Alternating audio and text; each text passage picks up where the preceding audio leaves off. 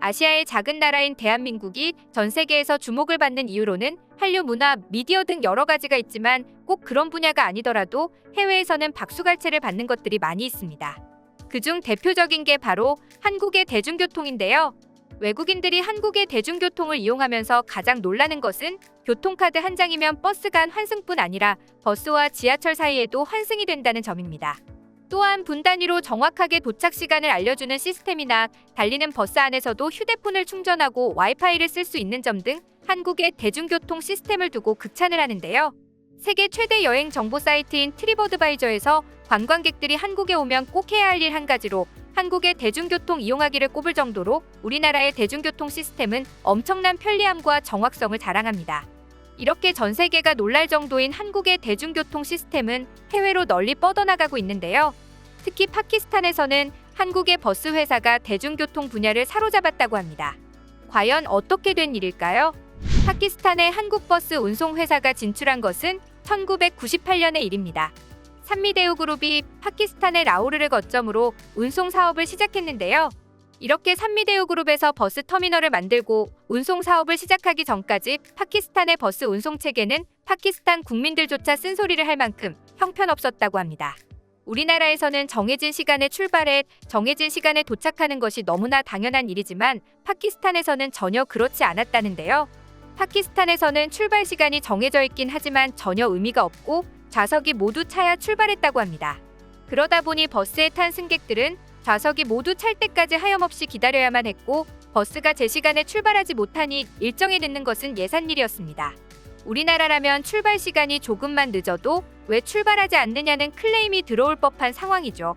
한국의 산미대우 그룹은 이런 우리나라의 시스템을 도입해 안전, 편안, 여유, 시간 엄수를 경영 모토로 삼았습니다. 좌석이 가득 차지 않아도 무조건 정시 출발, 정시 도착을 기본 원칙으로 내세우며 버스가 제 시간에 출발하지 못할 경우 운임료의 일부를 환불해주는 정책을 내걸었는데요. 이는 파키스탄 국민들을 큰 충격에 빠뜨리기에 충분했죠. 언제 출발할지 모르는 버스 안에서 하염없이 기다리는 일이 싹 사라지고 정해진 시간에 출발해 정해진 시간에 도착하니 파키스탄 국민들은 환호할 수밖에 없었습니다. 게다가 산미대우의 버스는 다른 파키스탄 버스와는 비교가 되지 않을 정도로 깔끔합니다.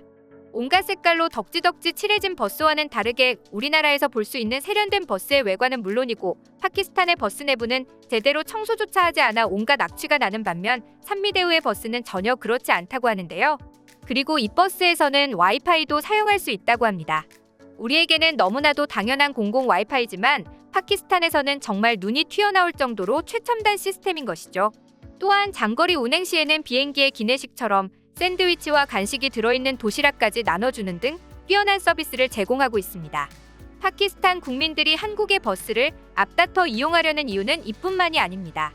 산미대우는 버스뿐 아니라 터미널도 직접 운영하고 있는데요.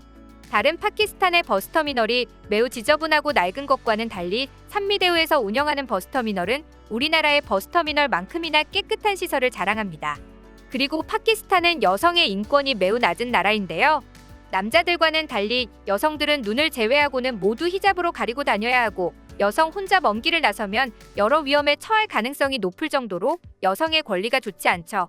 그러나 산미대우가 운영하는 터미널은 남성이 표를 구매하는 줄과 여성이 표를 구매하는 줄을 따로 운영해 여성들을 배려하고 버스에서도 여성이 혼자 타더라도 안심할 수 있을 만큼 안전하다고 합니다. 그 이유는 바로 여성이 버스 안내양으로 활동하기 때문인데요. 골프장 캐디들도 남성인 파키스탄에서 여성이 안내양으로 활동하며 사회생활을 하는 것은 정말 파격적인 일이라고 합니다. 그리고 이렇게 산미대우 버스가 달리는 고속도로는 대우그룹이 건설한 고속도로라고 하는데요. 이 고속도로는 한국의 기술이 동원돼 아주 깔끔한 도로 상태를 유지하고 있습니다. 1998년 대우가 파키스탄의 버스 운송 업계에 진출할 당시 김우중 대우 회장은 대우가 만든 고속도로에 대우버스가 다니게 하라고 지시했다는데요. 그러다 보니 이 버스는 다른 고속버스보다 약 2배에서 3배 정도 비싼 요금임에도 불구하고 파키스탄 국민들은 너도나도 앞다퉈 산미대우의 버스를 이용하고 있습니다. 그리고 이렇게 한국의 뛰어난 대중교통 시스템뿐 아니라 한국의 버스 차량 그 자체도 해외에서 어마어마한 인기를 끌고 있다는데요. 베트남이나 몽골, 미얀마, 러시아, 심지어 지구 반대편에 있는 쿠바까지 수많은 자동차들 사이 낯익은 한글이 적힌 버스가 당당하게 도로를 달리고 있습니다. 심지어 노선도와 번호까지 그대로 적혀있는 모습이 눈에 띄는데요. 이 버스들은 모두 한국에서 실제로 운행하던 차량이라고 합니다. 우리나라의 영업용 버스들은 법에 따르면 최대 11년까지만 운행할 수 있는데요. 물론 대중교통이다 보니 운행 연수에 비해 운행 거리가 길긴 하지만 우리나라의 뛰어난 자동차 제조 기술 덕분에 11년이 지난 버스들도 고장이나 문제 없이 멀쩡하게 다닐 수 있는 상태입니다. 이렇게 튼튼하게 만들어진 버스들은 개발도상국의 기술로도 약 20년 넘게 관리하며 운행할 수 있을 정도인데요.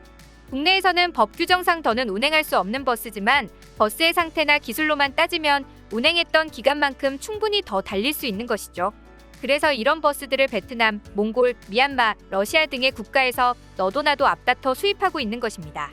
특히 이런 중고차를 수입하는 국가들이 반드시 덧붙이는 요청사항이 있다는데요. 바로 한글로 적힌 노선도나 광고판, 버스 번호를 절대로 지우지 말고 그대로 보내달라고 한다는 것입니다. 대체 그 이유가 뭘까요? 우리나라의 중고 버스를 수입하는 나라들은 대부분 자국의 기술로는 우리나라의 버스만큼 튼튼하고 안전한 버스를 만들 수 없는 경우가 많습니다. 그렇기 때문에 수입에 의존하고 있는 것인데요. 심지어 버스를 제대로 만들지 못해 트럭을 개조해 버스로 운행하기도 했습니다. 이렇게 트럭을 개조한 버스는 승차감도 좋지 않고 안전성 면에서도 매우 위험한데요. 그러나 한국의 버스는 안전하다는 인식이 널리 퍼지면서 한국에서 수입한 버스를 강조하기 위해 한글로 적힌 노선도를 지우지 않는 것입니다. 또한 이들 나라에서는 한류가 큰 인기를 끌면서 한국에 대해 좋은 인식을 가지고 있는 것도 한글 노선도를 그대로 유지하는 이유입니다. 실제로 한글이 적힌 버스를 타는 사람들은 한글로 적혀진 노선도를 이해할 수는 없지만 한글이라는 이유 하나만으로도 신기해하고 좋아한다고 합니다. 특히 미얀마에서는 한국의 버스가 어마어마한 인기를 끌어 한국 버스의 수출량이 일본 버스를 제칠 정도라고 합니다. 여기에는 한국의 뛰어난 자동차 제조 기술뿐 아니라 실질적인 이유도 존재합니다. 바로 핸들의 방향 때문인데요. 우리나라는 도로 교통상 운전석이 왼쪽에 있는 좌핸들 차량을 만들지만 일본은 반대로 우핸들 차량을 만들고 있습니다. 그러나 미얀마, 러시아 등은 우리나라와 같은 좌핸들 차량이 다니는 도로 구조인데요. 이런 상황에서 이들이 과거에 수입했던 일본 버스는 타고 내리는 문이 반대쪽에 있어 승객들이 이용하기에 매우 불편했고 핸들 방향도 달라 사고가 많이 일어났다고 합니다. 이를 막기 위해 일본 버스를 수입하면 핸들 방향을 바꾸는 작업이 필요했다는데요. 그러나 한국의 버스는 핸들 방향도 이들 나라에서 사용하기에 편리한 방향이고 버스 자체도 일본 버스보다 훨씬 튼튼하고 안전하다는 것이 입증되어 일본의 버스를 버리고 너도나도 앞다퉈 한국 버스를 수입하기 시작한 것이죠. 해외 사람들이 열광하는 한류하면 우리는 흔히 K-팝이나 전통 문화 등의 요소만 떠올리기 일쑤인데요. 그러나 버스 등 일상생활에서 꼭 필요한 것들 역시 우리나라의 뛰어난 서비스와 기술을 앞세워 해외의 많은 나라에 자연스럽게 스며들고 있습니다. 앞으로도 한국의 일상생활 속 다양한 문화들이 자연스럽게 전 세계로 퍼져나가 한국의 위대함을 더욱 알리는 계기가 되기를 바라봅니다.